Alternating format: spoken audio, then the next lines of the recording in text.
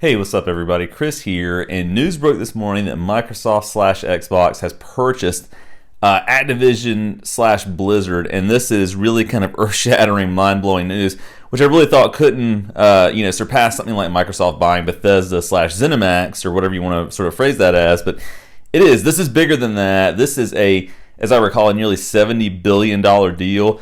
Those kind of figures blow my mind. So I wanted to sort of dig into that this morning and just sort of offer my thoughts on it and see what you think about it. As always, please chime in the comments down below. And if you're enjoying this video, please be sure to give it a thumbs up and please be sure to subscribe.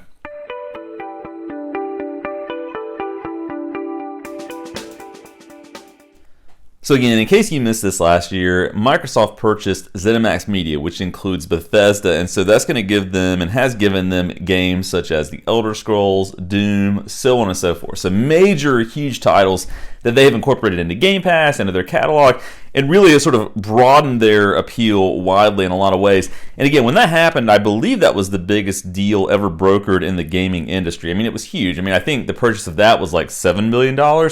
Which is a couple of billion more than when George Lucas sold Star Wars to Disney. So again, just a gigantic thing to have happen. And so again, today you've got Activision slash Blizzard going to Xbox for $70 billion or close to that.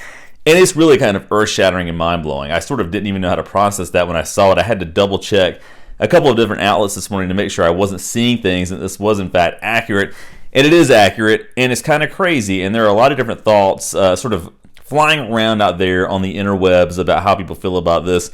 Some people see it as just, a monopoly, right? Microsoft really kind of taking over everything slowly but surely. Eventually, sort of the snowball effect is going to happen, according to some people, where they're going to just sort of have purchased all of the gaming industry. In fact, someone tweeted, and I'll see if I can screenshot that and rope it in here, but I think it was Justin Davis at IGN had tweeted that if somebody wanted to, and if Nintendo agreed to it, they could be bought for $80 billion. And so this is approaching those numbers, sort of. I mean, $10 billion is still a huge gap. But, and if something like that were to happen, I mean, that would really, I think, fracture and crack the entire gaming industry. And that's, about the biggest thing I could imagine, other than Microsoft buying Sony or something like that, which probably is not going to happen. But this is still a huge deal.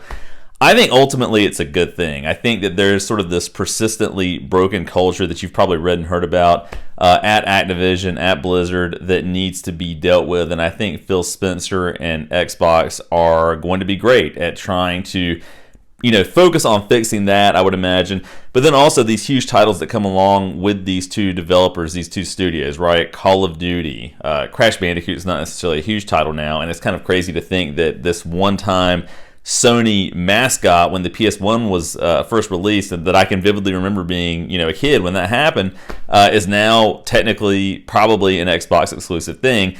But they've got Diablo and a ton of other just massive things that are now going to be available exclusively, I would say, again, more than likely on Xbox. And so I think that they're going to do well with these. I think that probably some of the way these games are developed could change maybe as time goes on, as the culture at those companies are shifted based, on the management of Phil Spencer and Microsoft and Xbox and all of that. But I don't see it as a bad thing necessarily. I think it does scare a lot of people who are, for example, PlayStation only fans. I try to be really kind of open-ended. I love Nintendo. I love PlayStation. I love Xbox. I love them all.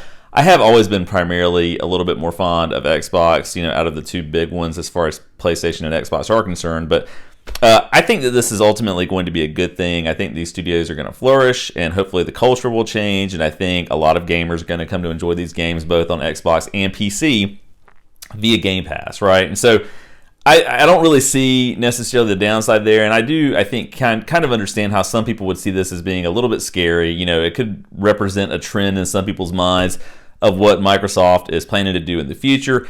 I've seen a lot of memes with Thanos going around.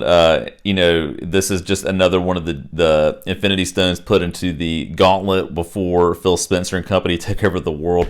I don't necessarily think that's what's happening, but I think it is kind of a good thing to see. Microsoft, after so many years of kind of flailing a little bit, not really being sure how to get their feet under them with Xbox and everything, they've decided to finally throw their money around and say, you know what, we're going to make Xbox the place that people want to come to, because how can you ignore this value, especially with Game Pass? I mean, it is hard to ignore that. And people that willfully say it's still not worth getting into, I think just either don't fully understand everything that comes along with Game Pass, or are just so ensconced in their own fanboyism for whatever system it is that they are attached to that they don't know how to respond otherwise. That's just my thought on it, I think. So again, I'm curious to hear what other people think about this.